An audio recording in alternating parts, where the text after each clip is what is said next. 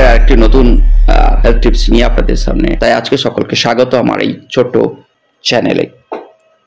নতুন হলে ভালো লাগলে নিশ্চয়ই সাবস্ক্রাইব করবেন এবং অন্যকে সুস্থ থাকতে শেয়ার করবেন।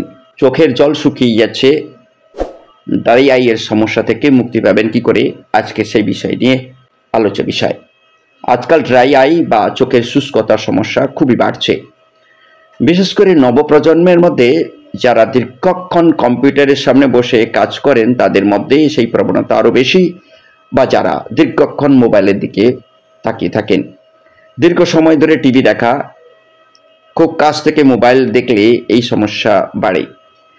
এসি বা ফ্যানের হাওয়া সরাসরি বারবার চোখে লাগলে, ঘরে কম আর্দ্রতা, বায়ু দূষণের কারণেও ড্রাই হতে পারে আপনার চোখ।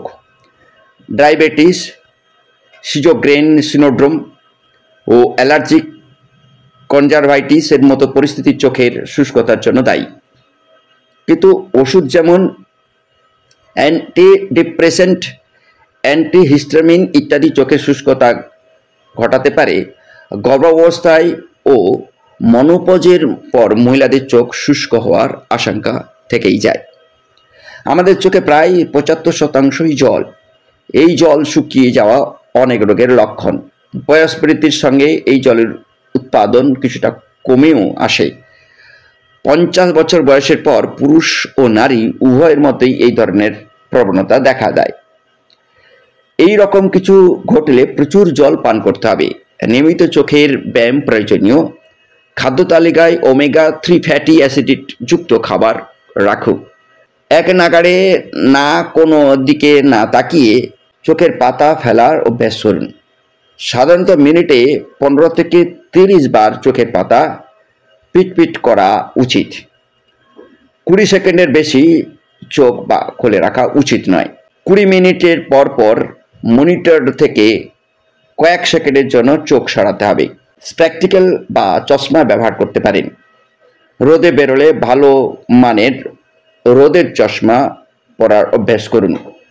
হালকা গরম জলে পরিষ্কার কাপড়ের টুকরো ডুবে সেই কাপড় নিংড়ে নিয়ে চোখের ওপর 5 মিনিট রাখুন। তারপর হালকা চাপে চোখের ওপরের ও নিচের পাতায় কাপড়টা মালিশ করলে চোখের ময়লা পরিষ্কার হয়ে যাবে। এতে চোখের আর্দ্রতাও বাড়বে। পরিষ্কার তুলোয় নারকেল তেল দিয়ে চোখের ওপরে 15 মিনিট রাখতে পারেন। দিনে বেশ কয়েকবার এটা করা যায়। পরিষ্কার টিস্যুতে অ্যালোভেরা জেল নিয়ে চোখের নিচের পাতায় আলতো হাতে মালিশ করুন। 10 মিনিট পর হালকা গরম পানি বা জল দিয়ে ধুয়ে নিতে পারেন। এটা দিনে 2 বার করতে পারেন।